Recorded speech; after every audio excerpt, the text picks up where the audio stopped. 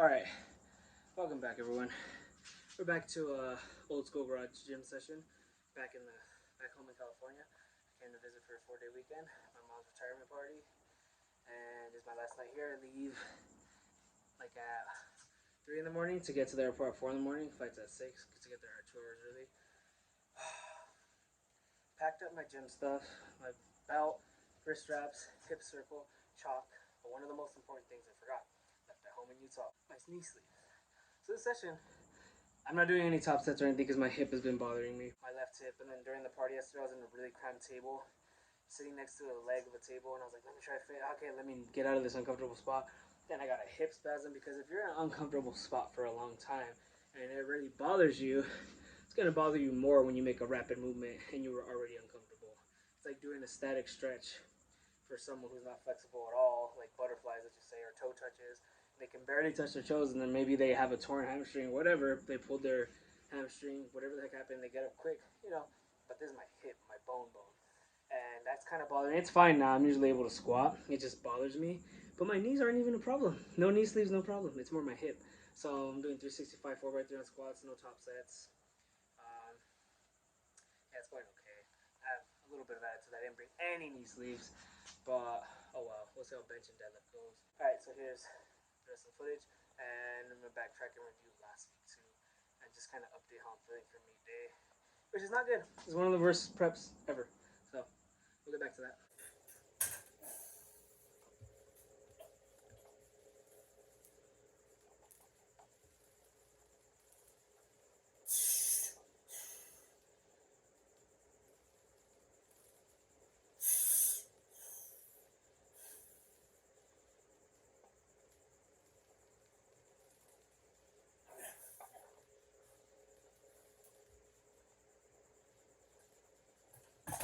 So as you can see in the last clip on the squats, I couldn't find my last clip. I couldn't find my clips. It's a mess in this garage, and I'd have to check every nook and cranny, and it would take 20 minutes just to find it and move things, and it's tiring moving things before working out. So use these. And powerlifting gyms do have them. No powerlifting gyms I've been to, but I've seen on Instagram. So that's a great business idea for people who want to open a powerlifting gym like me, or just home gyms. They work great too, and you don't have to slide it on and off. You just clip it, bam. One was so good, it broke on me. This part, the red part, came off. So I was like, well, it just has one red part. Can't use that anymore. But there was more. We have a few pairs, and it was like I was looking for my clips, and I found better clips. Hilarious. So yeah, I'm gonna buy a bunch of those. But you can't just buy those because some people don't have the most common sense, so they may not even know how to use them. Like me, I don't have the most common sense. That something simple like that, I messed up on today. I was doing 365, as you just saw, and like the second set, my belt wasn't even clipped.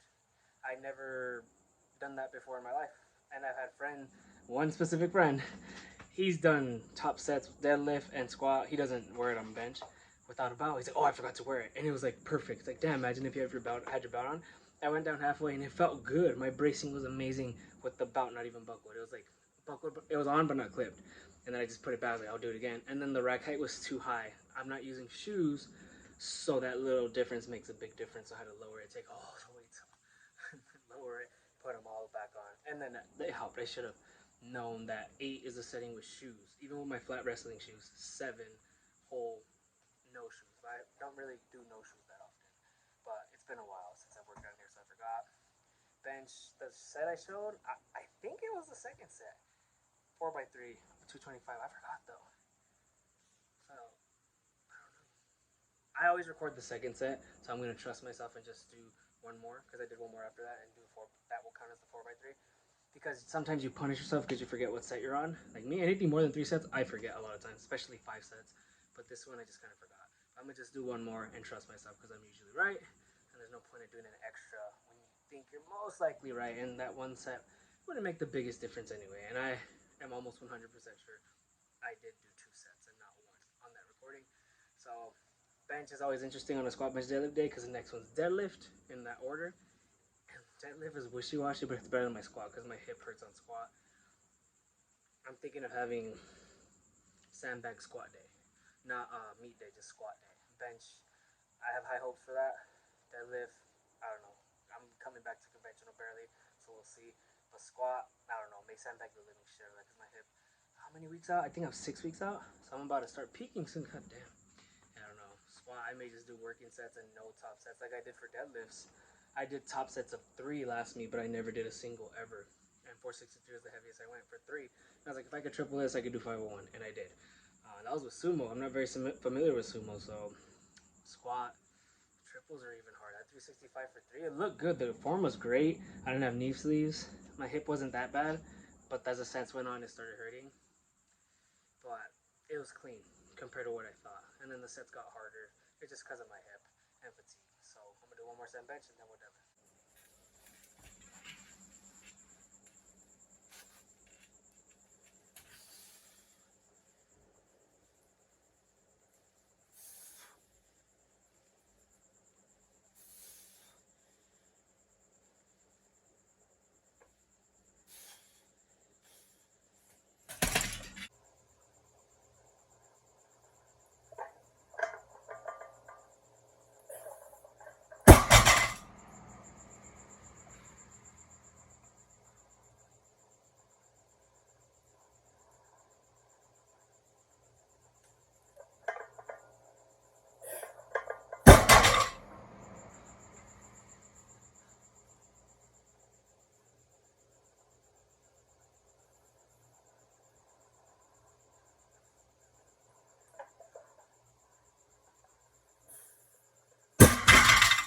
Okay, after that improvise SBD session. I say improvise because I don't know, it just turns out I'm 5 weeks out. I was gonna say I was 6 weeks out. I said earlier, but I'm 5 weeks out. So I should have been started peaking already, but now we're gonna have to start 4 weeks out. So it's really 3 weeks of peaking. Unless meet week I just do openers, which will kind of keep the taper peak, kind of manipulate that. Some people just do openers and they're done. Meet week, or openers and some really light 3x2, something along those lines. But deadlift felt pretty good. 425 3x3 was easy. I had a 4x3. I had more weight in me, but it was easy. It's like a clean 8 all 3 sets, honestly. Bench was easy, 4x3, 225. Squat, I don't know what's happening. I already said that. I don't know. I've literally thought of sandbagging the whole meet, but that's not worth it because not because I'm gonna make the trip out to California and people are coming to see me that have never seen me compete, and my family's gonna be there, and like you want to try your best for every meet and not sandbag if you don't have to. But I can just go easier on squats just because of my hip. It's better than pulling out. I will not. I'm not gonna say never, but I have never pulled out of a meet so far. I'm not saying I never will, but I didn't want to pull out. I seriously thought of pulling out. But I could still, like, I always tell people, you can power lift and just go easy. Like, no matter how strong or what level you're at, beginner, intermediate, expert, this applies to everyone. I've seen experts go easy because they had injuries. Michael C did it.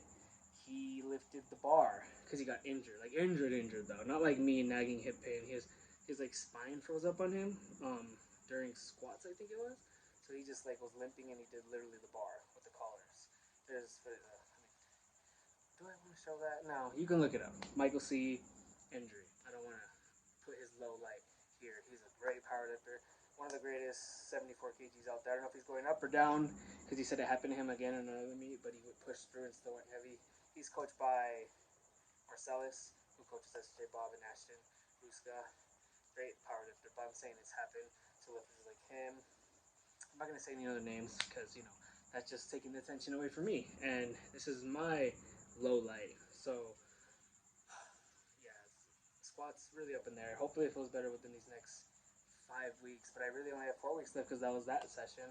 That session's already done, so it's 5 weeks left. I always tell people like November 18th in August, I'm like, that's like right around the corner because every session is each week. That's one session. Whether you do 2 sessions a week, 3, 1, it's still one session each week for that week. So your third session is your first third session for the week. Your second session is your first second session for the week. My dog's eating cat food right now. Anyway, so I had been going like singles, so there's really nothing to worry about. Top sets, singles, triples, up until before last week. This week and the week before, and then the week before I didn't even lift. So I took it easy that 1 week. and then these last 2 weeks kind of just got back into it. So just to give myself hope and not be so negative all the time like I always am, these 4 weeks I should get back into the groove. It's good that I squatted without knee sleeves. I punished myself and just did it anyway. I'm not even gonna just take it back to you. So I was almost gonna do everything beltless, like everything, wrist wrapless, beltless, bench, squat, deadlift, just to like punish myself for being an idiot. It's good to punish yourself when you do something, make stupid mistakes, so you don't make them again. You're less likely to make them again. So there's not much to say about that. I'm gonna recap the. It's funny on the deadlift and squat video. More on the squat. I have big belly because I had my mom's retirement party was yesterday. I had 13 tacos and then some beers and mixed drinks, and then today I had 8 tacos and some cake. No cake yesterday, but some cake and like some cookies, Oreos, vanilla Oreos. So I was a little bloated. It's funny because I haven't been looking bloated in my videos, so that lets me know to get back on track when I get back, which I know for a fact I will. Worst case, I fast for a day, which is easy. You can talk all the shit you want, but I don't even lift Mondays, so it's not a big deal. Tomorrow's Monday, and I really only feast for SBD because the other ones I don't need much food in me anyway. Not saying I eat 0 calories or 1,000. I have like 2,000 to 2,500 other days, but I don't care to load up carb load until it's like Friday, Saturday for Sunday, obviously. Like I did this weekend, and it was really just the squats, my hip, and I didn't have knee sleeves, but my knees were fine. It was just more my hip. So hopefully next week with knee sleeves, I do better. Now I'm gonna recap last week. So good thing I have footage right here because I forgot I did a single last week, and it wasn't so bad. 424 right here. Yeah, I mean, it wasn't. You can see the green on the left, and then the little silver you can't see. Wasn't too bad. Wasn't easy, but this is with the nagging hip. I know I make that excuse a lot, but honestly, I'm probably gonna take a break after this meet from powerlifting, cause this hip pain is just, it will go away, come back, go away, come back, go away, come back. This was a top set of 375 for 3. And I didn't show the rest, but I went 22 pounds less every time. 353, then 331. I did wait, I think it was a 3x3. This one, 353, and then 331. I might have done 2 sets with 331, but either way, I didn't show it. This was so easy. 242-ish, whatever. Easy. Like, I just want to show to compare to the next one. And then here's 248. And I don't know that I don't know how long I rested. I mean, I could see. I think I rested like 5 minutes, which is fine for me usually. But that 5.5 pounds made the biggest difference in the world. But it was a better pause. But yeah, I don't know. I'm just so damn weak. This is 220, 5x3. That was easy. Like my working sets, I bet have been like heaven. Top sets, it's just 243 is the devil. I've tripled it, but anything higher than that, I don't know. It just, my brain's like, it's way too heavy. What are you doing? You're crazy. I don't know. Here's 440 triple. I've done that for 4 in the past, and I think I had 5 the last time I did it. This one I did 3. I probably had 4 in me. So I'm looking like right around 500 for meet day. Like that's where I'm estimated so far based off of this without peaking, which I need to start doing next week. I may not even peak for squats. Deadlifts, I mean, it'll be a weird peak because I just kind of got back into conventional. The working sets were like all RP, like straight up, not a straight weight for all sets. That was the 440 for 3. This is 402 for 3. I did 2 sets of that and then 1 set of 375. But I just showed 1 set. This is the 402. I didn't record the second 402. So there's the second set, and then I did 1 more, that's 3, and then the next one's 375 for 3. So it was a 4x3, just RPE. I would say is about 8. The first one probably not the 440, but altogether 8 besides the 440. That was RPE. And that's pretty much it for last week. There's not much to say. It was better than what I made it sound like. It sounded horrible. But that's it for the video. Thanks for watching. Update you next week and how meet prep is going. Don't forget to like, comment, share, subscribe, and see you next time.